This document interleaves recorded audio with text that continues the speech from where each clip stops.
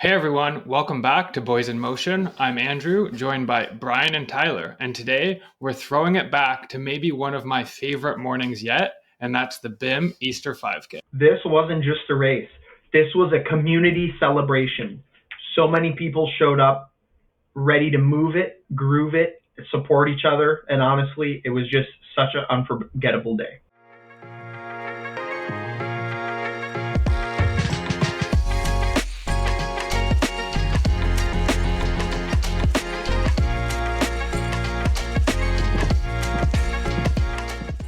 Yeah, it was awesome. And today we're super pumped because we're also joined by a very special guest who helped organize the BIM Easter 5K, Chloe from Coffee Cruisers. She played a huge part in helping us bring the event to life. Chloe, welcome to the pod. Let's start off by hearing a little bit about you and what Coffee Cruisers is all about. Yeah. Hi, guys. Thank you so much for having me on the podcast. This is so much fun. Obviously, my name is Chloe. I'm from the Niagara region. And it's kind of funny because we all went to the same high school. So it's nice to reconnect back in the endurance kind of sports and the love that we share for it. So yeah, thank you guys so much. And Coffee Cruisers is a local run club in the Fort Erie Crystal Beach area, just to get people out and moving and, set some new PBs if needed, new runners, people looking for races, obviously connecting with local communities like the Boys in Motion or other run clubs around the area. And then obviously grabbing a coffee at the end as well. The most important part. Definitely. Love it. Just got done doing a run with some friends, grabbing a coffee, and that's always the highlight for me is catching up with friends and getting that nice kick of caffeine right at the end. You know what I tried today? Kick at the beginning. It was friggin' nice. Nice double shot right to the dome. Go out for the run. It was nice. That's perfect. Yeah, I just came off a run with the Brunton gang, and we hit up Black Sheep plus the half-baked bagels. Oh my God, chef's kiss. So good. That's the perfect way to end a nice long run. Yeah, okay, so let's talk about the big day. Obviously, it's kind of a week past since we hosted that event. It was, I think, beyond all of our expectations of the event. Andrew, I want to just start off with you. When we first founded the Boys in Motion, one of your big goals was to host an event with 100 people. And we set that goal from the beginning. And this event was the one that the first one where realistically, I feel like we hit that. So how was that from your perspective? I must say I didn't think that we would be checking that goal off so quickly. So we had 100 people registered, and we actually capped off registration because we wanted to manage the chaos a little bit. We had 87 people start and finish, no DNFs on the day. So that was amazing. And a ton of friends and family that came to spectate. And I must say, Chloe, I think you are a big reason why we hit this goal so early, because you brought a ton of new faces to the event. So yeah, big shout out for you for promoting and just bringing out a ton of runners. Yeah, thank you guys. Honestly, I didn't really contribute that much. I mean, you guys put on a great event. You guys worked so hard, obviously leading up to, but on the day of specifically, you guys can see, how much effort you put into it and just so much heart, so much work.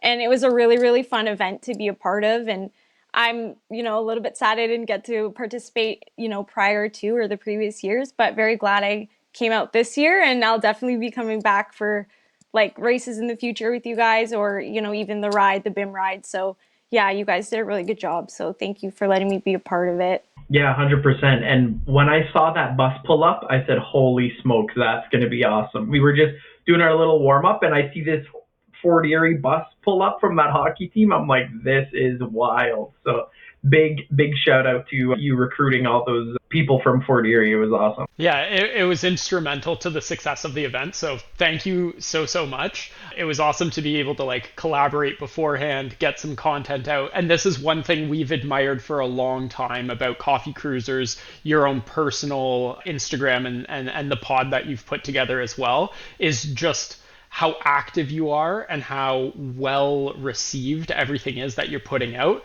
It's one thing that we've been tracking. We notice it. I know the community notices it as well. So the fact that really you were able to get so many people to go push PBs is something that you should congratulate yourself for. Yeah, guys, thank you so much. That means a lot. I mean, you guys were also a part of like pushing me to start my podcast. It was the idea to just kind of chat with people, interview people, get to know their stories. So you guys were a part of that as well, and it gave me the push to finally do that. So yeah, thank you guys. Oh, that's great. So we had about 100 people kind of out. We had volunteers out. It was a really successful day. But I will say we were a little stressed going into the event because the weather kind of leading up 5 days before and even in like the closing hours the night before, there was big risks of thunderstorm. I was getting messages from people like, oh, I'll be there if and only if it's nice weather and that sort of thing.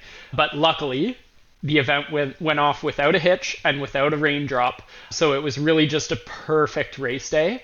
There was a little bit of wind, and I'm sure all three of you felt it when you were coming down under Woodlawn on the return leg. Holy, it just smacked you in the face. But overall, it was perfect weather, and knock on wood that every event we run in the future will sort of have that same vibe because it kept the path kind of quiet from other people being out there and getting in the way, and we were able to launch almost 90 people across the line. Yeah, I think the threat of a thunderstorm was actually a blessing in disguise as far as it kept people, like you said, off the path. So I don't know, but I feel like there may have been two or three people that I passed during it that weren't a part of the 5K. So all in all, I think the threat of a thunderstorm, but ending up being a nice day was kind of the perfect situation because Merritt Island can sometimes get bumping, especially on a long weekend. Yeah, it was definitely a blessing in disguise. I think it would have been a little bit of a dicey situation if we start getting all those morning walkers out there, the zombie walkers. So no, it worked out pretty good and way less busy than I thought. Like the path would be just even with us like passing and stuff like that. I think it worked perfectly. Yeah, I never felt like I was in anybody's way or anybody was in my way, which is ideal. But I will say I think if we had like 3 times the people or something like that, we'd need some other strategy to make sure that the race is like raceable, because I can see how we would start getting clogged up if we had like a ton of people.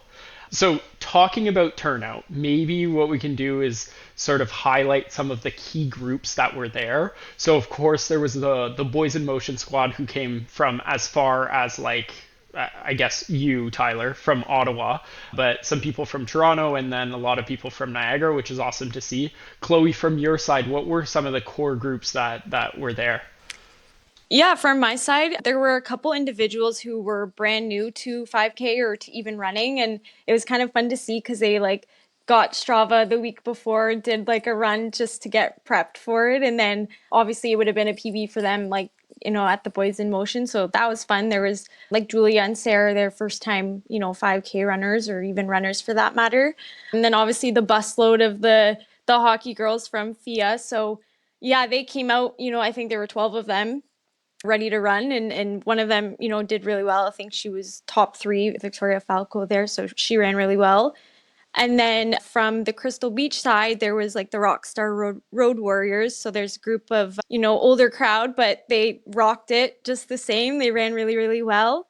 And there was one I was surprised to see, not a coffee cruiser, but she was an old high school cross country coach for me. So I actually didn't know her name is Miss Rogers. I don't know if she knows you guys or not, but that was really fun to see her there.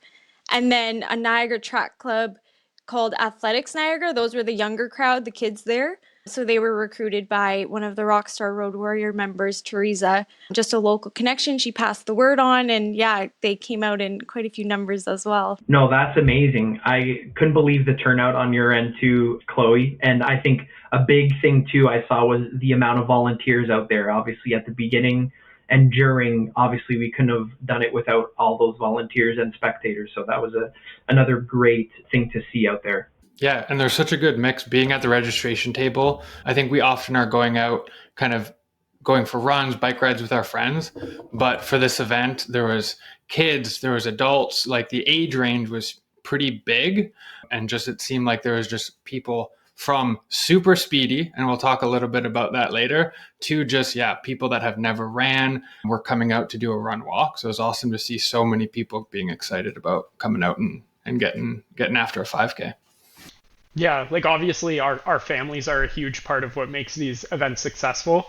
Our they were there, they were volunteering, and or somebody like Pete or even my cousins and aunt actually running and participating in the event, right? It's really cool. So super great to see everybody before, at the race, and then also kind of after that little social time, getting to chat with new people, with old friends, and then also just like the huge group photo that we were able to get. It's amazing considering the last time there was like 30 and we thought that was a lot, and then we had 100 people, and it's just awesome to see. And then also shout out Nick Peroshi for all those great photos. He had the camera going and got some good action shots, which were fun to kind of post and then also scan through after the event. Yeah, just Yeah. like a real marathon photos. Yeah, I think I'll have to post for this episode a progression of our last. I think we have photos of our last 3 BIM 5Ks, where I think we went from like just our friends. It was like 10 people, and that was like It's a good idea. the first couple were like max like 5, and then we got a couple 10, 27 was our last one, and then this one. The progression has just been pretty crazy. And we got to pit, what is it? Double it and give it to someone else. Now we got to double it up next. Yeah, for sure. So part of that huge growth, of course, came from the partnership. So Chloe, I just want to take a moment now to kind of talk about like coffee cruisers specifically and what you're doing. You did give us a short intro, but can you talk about like kind of what your mission is with coffee cruisers and what you hope it becomes? Yeah, for sure. My mission is a little bit more revamped this year. I did start it last year in the spring. I had weekly runs throughout the spring, summer.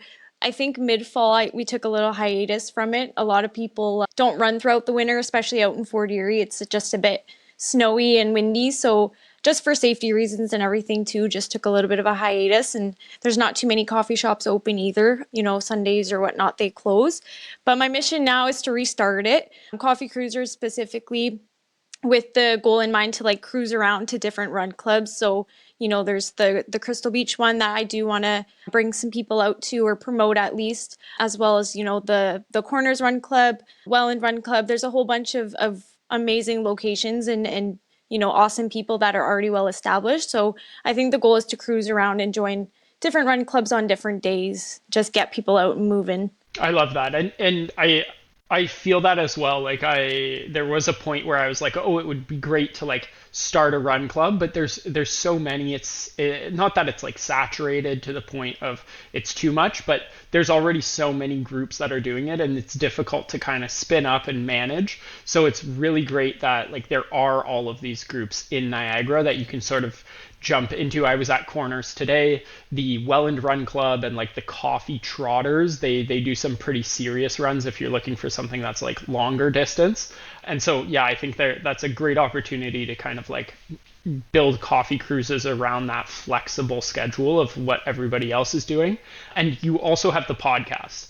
Now, your podcast is slightly different than ours. We do some interviews, but correct me if I'm wrong, yours is like specifically interviews. Can you kind of highlight some of the guests you've had and what's driving that?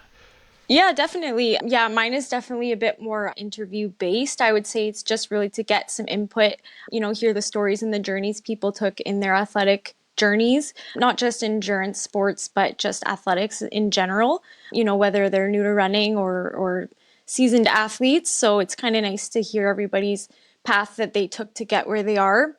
And then obviously, sometimes we'll interview people like physiotherapists or kinesiologists and get kind of that side of things as well, get some knowledge on the pod. And for those who are listening, see if they can grab anything from the podcast and incorporate it in their own training. And yeah, so that's kind of the goal there. Love it. And I loved one of your your most recent episode, and it was actually the 3 of us had been chatting, and we were like, she beat us to the interview with Carly, someone who, speaking of speed at the BIM 5K, was very quick. And I know that she just came off of an injury and was kind of like, I've seen some of her runs, and it's like, can I be running quick?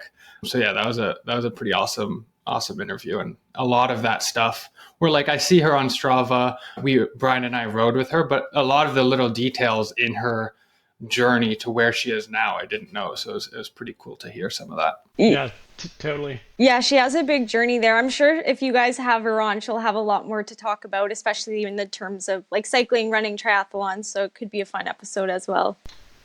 Fred, she could teach Tyler a thing or two, eh, Ty? Something about training plans and following through on stuff I think would help, yeah. I just see her whiz by me during races. That's it. I don't even recognize who she is. Well, the funny thing is, like, you're not injured, she's injured, and she's spending more time training than you.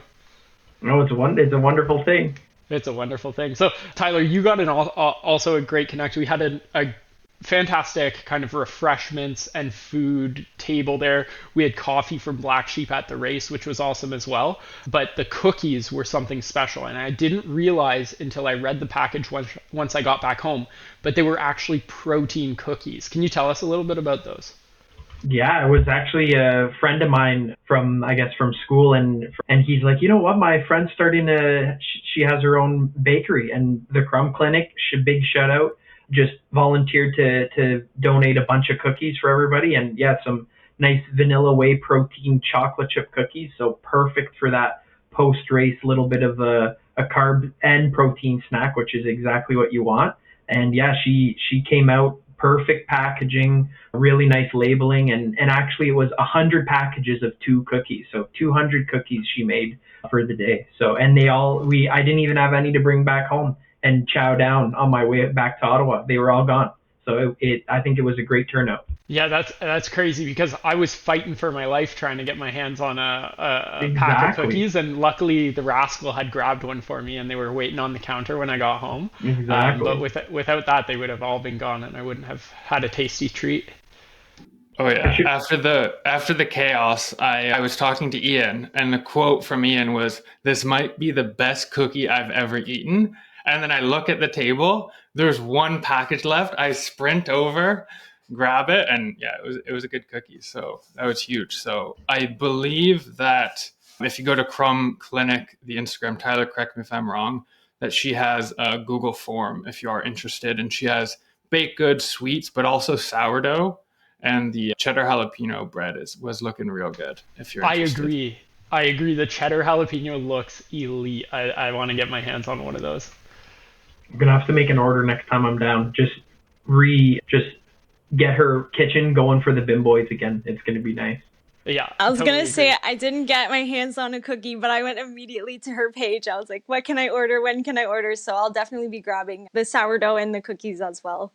Yeah, I missed out. Too busy doing some crazy runs and also setting up and taking down, I guess. Okay, so let's turn our attention to the participants, athlete highlights. I think it would be great if like all of us went around the room, kind of like picked out 1 or 2 performances that we thought kind of highlighted the day, whether it's somebody's first time doing a 5K, some cool PBs that you saw, or just, yeah, people that you were excited to see cross that finish line. Anybody have a favorite in mind? I could start with that gnarly race me and Nathan McDuff had. He did end up on top, 30 seconds in front of me, but with that staggered start, the sprint finish was something I've never done before. I guess that much of a sprint was kind of wild, and actually getting a crazy response back from him and with the mind games there at the end was quite interesting, and some amazing pictures from it too. So big shout out to McDuff. I'm out here training just to beat him for the next one, so I can't wait to get that first place from him back on the next BIM 5K. I hope so, because yeah, I think it's like 2-0 for McDuff now. 100%. In the challenges. So yeah. So you ended up somewhere around 21 minutes, right? Yeah, and he ended up with a 20:30. Okay. And he started 30 seconds behind me, so it was like he fought to meet up with me at about the 4K mark, and then we were shoulder to shoulder up until 500 meters left, so it was pretty funky. That's crazy, because I was spooked knowing that he was behind, so I made sure like to kick off the line hard, because I did not want that man coming by and chasing me down, because the moment he catches you, and if he can just hang on, you've lost 30 seconds to him, right? Exactly. That's what I knew right away. He caught me, and I'm like, okay, I'm just going to try to beat him at the line now, and I still couldn't, so he was a nice foot in front of me, so it was good. Well, congrats to McDuff. 2-zip in the scorecard, and he probably enjoyed a nice cigarette after, just on top of the world. The king. You call him the John Daly of running, exactly. The John Daly of running. I love it. Hilarious. Well, you still put out a good time. Sub 20, not there, not in the cards yet, but hopefully at the next one. I'm keeping the fans on the ropes. I got to keep them engaged until I get that sub 20. People keep watching me. You know what I mean? Yeah, totally. Carly also, like, she freaked me out because I knew she had this idea of going slow. When I mean slow, it was like a 22-minute. I saw some comments on her Strava post after. People were like, oh, like in quotation marks, I'm just going to run a 22-minute. And she ended up sub 20, just blistering fast in typical Carly fashion, just couldn't hold it back. So that was a cool one for me to see. And I got to give a shout out to my little cousin. He was gunning for the Sandbagger Award. He ended up like thinking that he'd be a 35-minute runner, and I think he ended up like 23 minutes or something like that. So he's right on the cusp of the Sandbagger Award, and I would have loved to put that tiara, but it sounds like Andrew's cousin won that spot instead. Oh yeah, it seems like the little cousins were just itching for that Sandbagger Award, because my two cousins, they were neck and neck for the Sandbagger Award. They came up to the registration table and said, we've never ran a 5K. So shout out for them for even coming out. But they told me an hour. And then I was like, okay, I'm putting you down at 45 minutes. I think you can run faster than that, but we'll leave it at that. And then as I'm about to leave, I see two people in the distance. And I was like, there's no way that someone's already coming back. And of course, Evan, Juliana coming to the finish line before I even start the race. So yeah, Evan took the Sandbagger Award, and they got a sub 30 minute walk, a 28:51 5K, and Juliana with a 28:57. So crazy. Those are some runners. I love it. It's running in the blood right there. Yeah, for me, I have to go on what Brian was saying with Carly. Carly showed up. Obviously, she's a standout athlete, but she showed up saying, can I start the run with you at 21 minutes? My answer was absolutely not. Like, if anything, put 20 minutes. Like, I know you can run faster. She's like, well, I was going to put 22. But yeah, she ran a really good time, and she's obviously coming off such a long injury too, so that was really fun. Logan Martineau too, he's always been such a speedy guy. I think after the run, I mean, he disappeared. I don't even know where he went afterwards. I think later I saw on Strava he ran like a 14K or like a 10K later that day too, like crazy fast. So yeah, he's just a crazy athlete. And then the first overall female, Larissa Adamo, she ran really, really well as well, like 18:44 or something like that. Yeah, she kind of surprised herself, didn't think she'd break 19, but did really well. Yeah, I saw her blow past me at like 200 meters in. I'm like, what the heck's going on here? I'm in the wrong corral. But no, it worked out really well. And I got to give a big shout out to Mark with that 20. It didn't go sub 20, but he's pretty damn close. So that's really good for Mark. I'm pretty spooked to be neck and neck with him at the Toronto half marathon. So next weekend. So we'll see how that goes. Yeah, he's going to be gunning for that sub 90 potentially. Because, yeah, like he hit 20 right on the dot. Like the Strava time is literally 20 and 0 seconds. So like you say, he's not sub 20 yet. You're still classified in the same category. But yeah, he ran a wicked race. Kennedy, also Spirit of BIM, ran a wicked race as well. She PB'd by a long and wide margin. But Mike, not so hot. He came off, like Mike Brunton, came off a week of drinking. He was on vacation and then showed up to the BIM 5K, probably beer still in his belly, and he said he just couldn't run any faster than he did. And he was, I think, like a minute and a half or 2 minutes off his pace in the struggle bus. But at least he showed up and he put it on the struggle bus. He showed up, that's for sure. When I saw that purple singlet and I was going to pass him, I'm like, who the heck has blown many tires here and is walking his way back? And yes, it was Mike. Chloe, you also had a ridiculous race, and it was so impressive because like the week before or something, you put out a blistering pace, and I'll be honest, I did not know you were that fast. I guess it's in your blood. Your sister is like a track athlete. It's clear that you have it as well because, yeah, like I think sub 22 in your like prep race for the 5K, and then you ended up PBing again. Is that right? Yeah, I mean, I wouldn't put myself in the boat with my sister. She's a really, really speedy girl, but yeah, I wasn't sure what my like 5K time would be. I think a week or two before the BIM 5K, I did just a time trial on my own just to see where I was at and ran a pretty good time that surprised myself there. And then, yeah, at the Boys in Motion 5K, I ran, I think it was about 20 seconds faster. So I'm happy with it. I'm still dealing with some injuries, but it was a great race like early in the season to kind of figure out where you're at and set some new goals based off what that time was or readjust your training if you didn't get the result you wanted. So it was like perfect, ideal race for me. Yeah, that's great. I was chatting with Eric Wolfel, who I think was second on the men's side. So Logan was like 15 something, and then Eric was somewhere around like 18:30 to 19. And a blistering fast pace for him. He also hadn't run like a fast 5K in a while, and he had that same reaction of you of like, wow, my fitness is there. And so now he's adjusting. I think he's doing a 10K in the coming months. He's now in his dad era, and so with the kids, he like hadn't been training or racing all that much. He loves to train, but he hasn't been racing. So going out, having a free event like this where you could push the limits has now like set kind of the benchmark for his season of what he wants to like run at. And then also Romeo, the third finisher on the men's side, very fast. I think he was around 19 minutes. And yeah, I never saw either of them. They kind of like just kept their distance from me. So they were, yeah, both very, very fast, he and Eric. Yeah, they freaking passed me, so I saw them both. I saw them coming out as I was going and saying hello to everyone, but I didn't catch many people with the race I had, so didn't catch them. But the other shout out that I want to give, and I think is why I love this format so much, is our Dialed In award that we gave.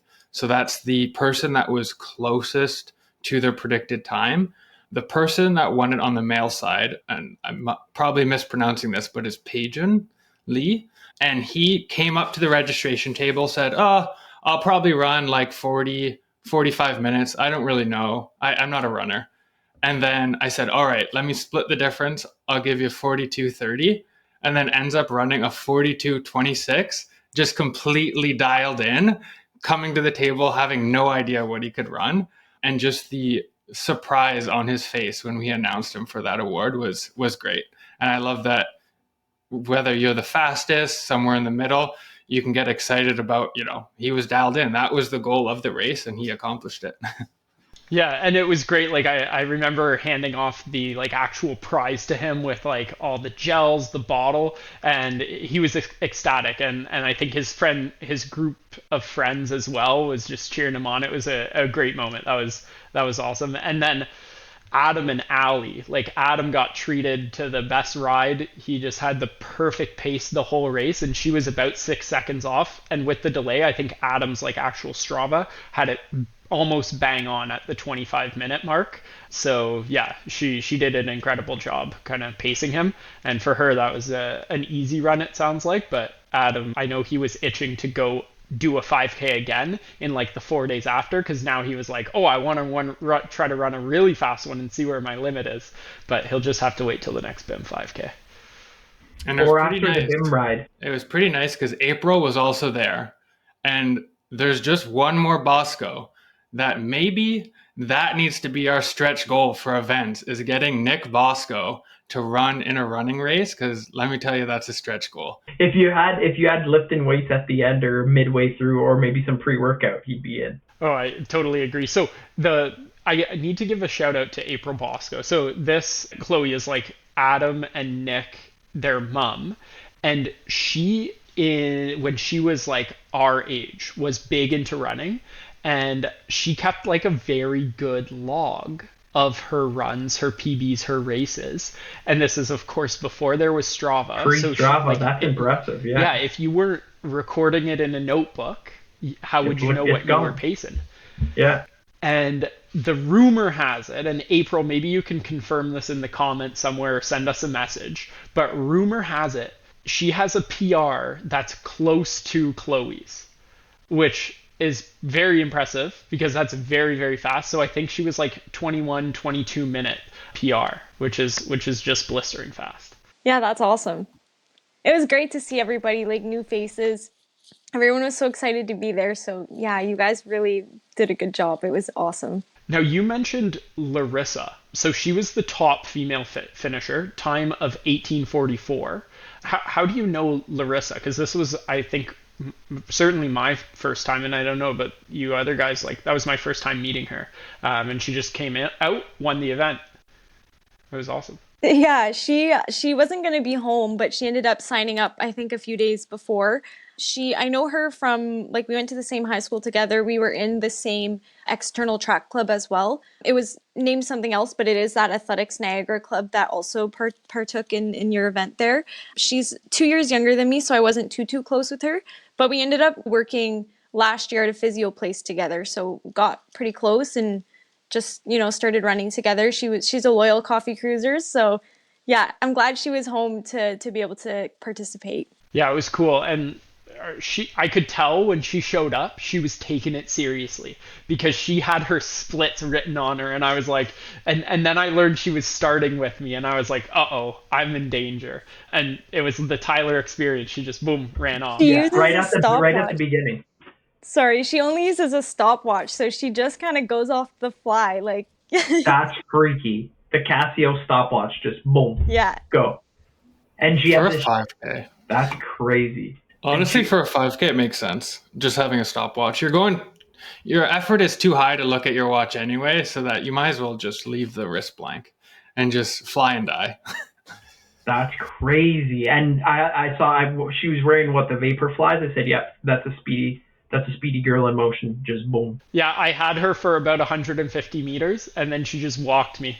It was cool to see, and I just was like, at the back of my mind, I was like, try to hang on, and then very quickly I learned that's not a good strategy because you're gonna fly and die. That's what I do, and it doesn't work ever. So I want to talk about like each of our respective races. Tyler, we dug into yours a little bit, so maybe Chloe, we can start with yours. How did you split the race? I think that's like something that is like always talked about, is like, how do you handle the strategy for the race? So can you talk us through that? Yeah, this strategy I was trying to base off what I did my time trial in. So I just wanted to have a bit more of even splits around like 4-minute 4:05 to start. Kilometer 4, I did hit the wall as well, same as in my time trial. I think it was the wind. But also I started with Carly. So my first kilometer was at like a sub 4, and I just had to let her go because there's no way I could I hit a 4-minute, but the pace was faster. I had to let her go ahead and just kind of dial back like 800 meters in. But yeah, what was so interesting is that like you have people chasing you, so it's really, really hard to like mentally turn that off with your pacing. Like I just wanted to go faster. And I mean, I knew like Tyler, you and like McDuff were behind me, and I was just thinking like, I don't want to get past, like don't let anybody pass me. And I was there was a section where nobody was too far in front of me, so it's just kind of passing people but running by myself for a bit. So I mean, it was so interesting to kind of like just shut the mind off and see how the body felt for this type of like setup of a race. Shutting the mind off, that's definitely a big one. Yeah, for my race, I went out the gate. We had a little bit of a tailwind on the way out, and the way back the wind finally hit you. So I was similar to you, like a little too fast at the start. Really had to try to take a step off the gas because I knew I was just gonna gas myself out. But I ended up going per kilometer 345, 345, 345. Turned around, hit that wind, and it was 4 minutes for the last 2K. So it was just for me, maybe the perfect race because I did all that I could in the first little bit and tried to hang on kind of unsuccessfully. It would have been nice to be sub 19 if I could have held it with a little bit more speed, but overall, like it was certainly my max effort. But you were dialed, and that was nice. We should have. For me, the starting was a little bit belligerent. I was still tying my shoes with like 5 seconds before I was supposed to go off, and I wish I spoke to Brian sooner because I thought for some reason he was going for 20 minutes. So we kind of leave at the same time because I was late off of the 20-minute mark. So I was like closer to the 19:30. And then I'm like, okay, perfect. Brian's going to pace me. and you just start going off 3:45. So I meet you at 3:45, I think, for the first kilometer, and then I'm like, nope, see you later. Then I finally realized that I was in deep trouble. So, and the rest was not pretty. But yeah, I think the pre-race, I should have taken a little bit more time and actually got ready. Yeah, I remember I like ran to the washroom thinking nobody would be in there like 2 minutes before race, and you're in the washroom, you still have full clothes on, you're like not even in running shoes, you're just chatting, and I was like, Tyler, we're going in like 90 seconds. You don't have your shoes on. What's going on? It was my warm up. It was my warm up jog back to the tent, sprint to the tent to make it on time and put the shoes on. You're just lucky there was no gates that you needed to jump over to get to the starting line, because then you would have been on the ground as they click go. That would have been even more fun. For me, this may have been one of the worst executed races I've ever done. Big contributing factors. Going into it feeling under the weather, I think, just from all of the go leading up to this event, and had a little bit of a small, like, tiny injury that I could feel in the legs. And I was just like, who cares? I'm just going to try to send it, say that I'm going to get a PR today.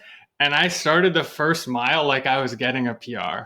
I was going, it felt good. And then I remember at the turnaround point, started feeling awful. I was just like, I'm hanging on.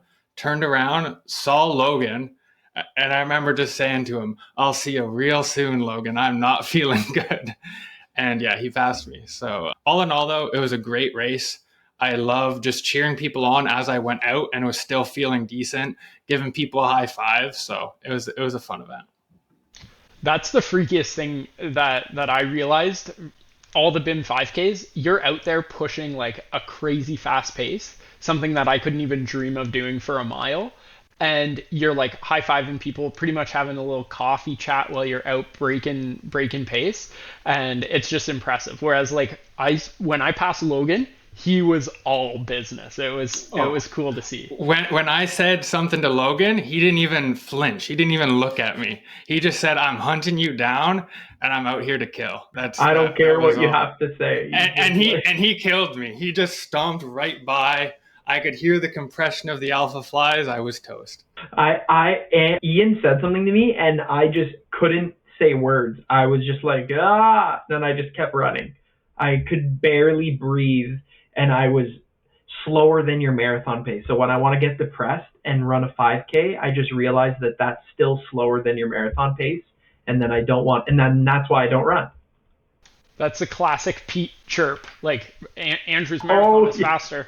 Yeah. This is my dad, Chloe. He is often instigating on Strava. He'll find somebody and he'll just start picking on them in the comment section of their activities. I love it. Yeah, you gotta love a good Pete chirp. A race would not be complete without Pete just firing off chirps to everyone at the event and just giggling. So it's always nice when Pete's around, just chirping and running speedy. I know he beat his predicted time by 25 seconds. So honestly, chirp deserved. Very true. And Julie, shout out to Juicy. She got a nice action shot of Pete starting up the line. That was a nice starting foot off of that front line. It was immaculate. Yeah, well, Tyler, you had a funny chirp to Pete, which is when he wanted to take a picture with all of us, and we're like obviously a little go all over the place, scrambling, and you were like, Pete, if you want a signature, it's gonna be $10, which yeah. I love. Gotta give the chirps back. They love it. Okay, so what are we looking forward to now? So the big day is over. We had a super successful event this summer. It's around the corner. We've got the BIM ride coming up in about a month. I know I'm already starting to think about how we're going to coordinate the day, the food that we're going to have, all of that. Chloe, let's kick it off with you. What do you have coming down the pipeline in terms of events, what you're excited about in the summer of training coming forward? Yeah, right now I'm a little unsure just because I still have a bit of injuries there lingering, but I do have the BIM ride. That's a week after my half marathon. So those two kind of back to back. And then we're into triathlon season. So there's going to be some sprint tries. I know I was chatting with Tyler about this. There's the Welland one that's lined up, and then a couple more sprinkled throughout the summer. So we'll see how it goes The goal is to get into the longer distance, like maybe at the Barrelman, but we'll start with the sprint tries for now because it's been a while since I've done any tries. So that's on the lineup for me. Okay, so you are already a triathlete. You've done some sprints in your day. Yeah, I would say about 2 years ago, I took a little hiatus when I was like living away and working away, but now I'm back, so I do have a couple more. Like I want to have a full season of races to see what I can do, what I can put out, I guess. I love it. Okay, side question. I love asking the triathletes this. Rank the like disciplines. Easy Swim, answer. Easy bike, answer. run. What's the ranking? Mine will be different, I think, than Tyler's. I would say the run, the swim, and then the bike. Exactly. That's it. That's interesting. Swim is always straight to poubelle. It sucks. I like it. The biking is so hard. Like if you have hills, I need to train some hills. Yeah. Well, day 2 of the BIM ride is sure to have some hills. Buckle And up. when you registered, I looked at your form. You said that you're going to be a part of the chat pack. Now, this is your call to what I'd like to see is for the whole day or some of the day, be up with the dogs in the pain train because I think you'll be a good addition to that. And if it's not your day and you're not feeling 100%, Tyler's draft is an immaculate place to be. He's always happy to have a rider behind him. As long as he's not eating beans on the bike, you're good to sit in his draft, and it's a luxurious place to be because he gives off a nice draft when he's not in the TT. Only pierogies, so you'll be good. Yeah, no beans, please. But yeah, I would probably be okay with drafting. I mean, I won't be up at the front, but I can try to hang on. I'm excited regardless. It'll be fun. Or you could just drop Andrew. I think I'll be getting Honestly, not a hard thing to do. My time on the saddle, 0, and that's the way I like it. Yeah. But no, day 2, which I think you're joining for day 2, is that right? Yeah, the Saturday. So day 2 of the BIM ride does have a little bit of elevation. I think we're kind of going up the escarpment once, and then we'll do some of the hills around Short Hills and like North Pelham. So it should be good to get a little elevation in as well. And you're only doing one day. You'll be fresh. You'll be good. You'll be leading. We'll be suffering, and you'll be leading us up those hills. Yeah, exactly. Guys, actually, we better watch out for you. Don't count on me for leading, okay? It's like a week out from my half marathon. We'll see. Oh, geez. Okay. I'll be hanging on. Fair. You got to protect the legs a bit. So, Ty, are you doing one of the same tries as Chloe? Well, I think I'm getting convinced more and more people are trying to do the Rose City try, so I might have to sign up last minute. I think that's a mid to late June, so it might be a perfect peak race. We always talk about those, what do you call them, those tune-up races, so it might be a perfect tune-up race for Ironman Ottawa, which is probably a good 7 weeks after that. So I might be looking at getting the speedy time in Rose City, get some fans out there and sign some autographs. Now, is a podium in the cards for something like Rose City for you? I did not look at past results, but I mean, I did not think podium was in the cards for me in Kingston, but I did get the bronze medal there, so we'll see. It would be pretty fun to see a podium in Rose City. Yeah, somebody's got to get it. I'll have to check it out, actually. I think last year, though, they did a different distance, so it'll be a little bit different timing-wise, but I could still look at my times and check it out. We'll see. We'll have to report back. Yeah, speedy transitions. That's where it's at. Right, tri-suit only, baby. Andrew, Nice. What about you? So, marathon next weekend, but I really I've been mulling over the idea of jumping into like an actual 5K race because I feel like I need redemption before the next 5K. I feel like I want to race a 5K before my next marathon block. So I'm still looking at options, probably like a late June, right at the beginning of July kind of situation is kind of what I'm close of mind what I'm targeting. I need that redemption. I need to try to chase that PR in an actual race. You haven't been sleeping well since BIM 5K, I could tell. Your eyes. Yeah, but yeah, so I just need to try to edge closer to Logan's time because now Logan has the BIM 5K record, and I got to try to break that. So officially 15:46, and it's like we got to break that, and I don't want him to be the one that breaks it. Jeez, well, okay, the shot has been fired. It's out there in the ether. Hopefully you can do it. That next big BIM 5K is expected to be speedy. Now, I did tell Logan that at the next BIM 5K, I'd like to have some of his speedy friends join, so there might be more competition at the upper echelon. But yeah, who knows? It's all to come. That would be freaky. We should do a 5K. Okay, there'd be like one person, and it wouldn't be you. It's only Carly, because she's the only one who can Oh swim yeah, never 5K. mind. We're not doing that. Never mind. I was just gonna say that as long as Carly's not there, I'd be in, but Yeah, this girl is in the pool like 4 times a week doing a 5K. She swims more than I run, so never mind. Yeah. No, that's cool. So the last thing, and Chloe, maybe you've heard, maybe you haven't, but there's a big contingency, or there's like a big group of BIM athletes going to the Toronto Waterfront Marathon weekend. People are doing a range of the races. But news is, as of last night, the Rascal has signed up for the full, which means I might actually have a race in the calendar because I might sign up for the full. And I'm saying it here, if I sign up, I'm going for sub 3. That's the goal. Big if though. Why big if? There's so many people doing. What's the worst thing that can happen? The worst thing that could happen is I actually have to dedicate my summer to running, which that's like, not good. I just love cycling. That's not a good use of time, just being on the 2-foot express. So we'll see. The Diamondback will not be happy. I would say, as far as exercise goes, running is such a better use of time, and it's so much more efficient of getting a good workout. Tyler, don't give me those eyes. Think of how beat up you can get in like 30 minutes of running versus a bike ride.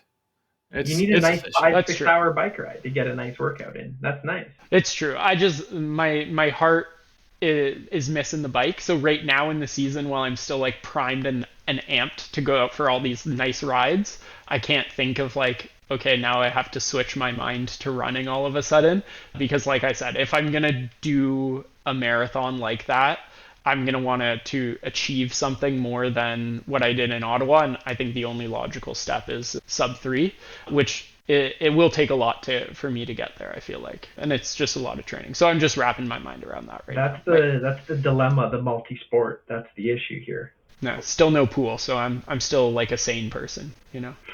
But you're still faster than me in the water anyways, so. Yeah, so that is the story. We shall see. Chloe, is that a race that could fit your calendar? When is that one? Generally the last weekend of October, around October 20th. Yeah, it's a spooky race. It's always kind of before Halloween. Oh, spooky. Maybe I do 2 marathons in October.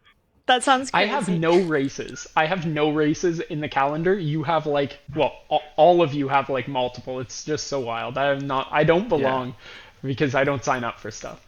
October 19th is the date. So if you want to put it in your calendar, just as like a, maybe. I'll put it in my calendar. I know the Barrelman's like mid-September, and my plans to do is the half Ironman for that. So I feel like I could translate the fitness. It could be pushing it though.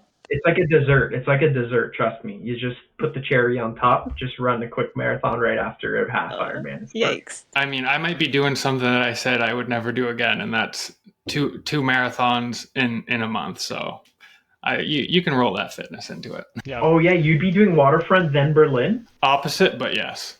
Oh, okay, yeah, okay. So that's fine then. Berlin, just rip it up, and then Toronto, just have fun. Yeah, Berlin. Berlin Oktoberfest beer belly marathon right after. That's like 5K. Baby. Taking a page out of Mike's book, baby. Just beer and then run. So basically, you'll know how I feel. There's the beer belly all the time. Just perfect. Oh, that's hilarious. Except it's all just candy munch and cola, which I'm guilty of too, because before we started recording this pod, I'm just munching candy. Didn't even know that Chloe was there, and I'm just like force feeding myself a bunch of Easter treats.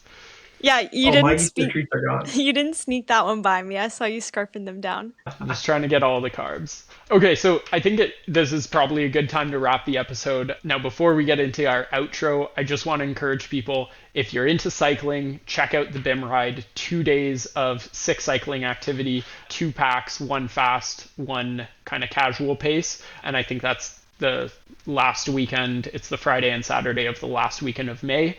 And second, keep an eye on what's happening with Coffee Cruisers. Follow Chloe on her socials and the Coffee Cruisers socials and check out their podcasts. I've learned a lot from the guests that you've had on, some pretty speedy girls from Fort Erie, and I know there's more to come there.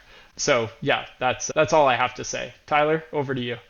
Yeah, that's amazing. Like you were saying, that's a wrap on our BIM 5K Easter special. Huge, huge, huge shout out and thanks to Chloe and Coffee Cruisers for making this happen and helping us organize and recruit everybody for this race. This was amazing to get this done. And another massive shout out to Crumb Clinic. Those cookies were just the perfect treat after a nice, quick, punchy 5K. So check them out also on Instagram at Crumb Clinic. Yeah, super. So thanks for tuning in. As always, share this episode with a friend if you enjoyed it. Follow us on our socials. We're going to be releasing another episode this week, so that'll keep the momentum rolling. We're talking about training plans, which is key as we go into the summer season of training. And remember, we're not medical professionals, just a bunch of boys, and Chloe now as well, joining the pod, who love endurance sports and good snacks. And until next time, keep moving and grooving, and we'll see you on the next start line. Ferg, those glasses are nice. Chloe, is there anything you want to say before we wrap up? Yeah, thank you so much, guys, for having me on the podcast and obviously to allow me to take part in your event there. It was really, really fun, and I look forward to all your, events coming up. And of course, the podcast. I'm a big fan of the pod. I've listened to every single episode. So yeah, I'm very excited for what's to come with you guys. Thank you. Well, that's amazing. You've been a great partner. So thank you so much. Have a good one, everyone.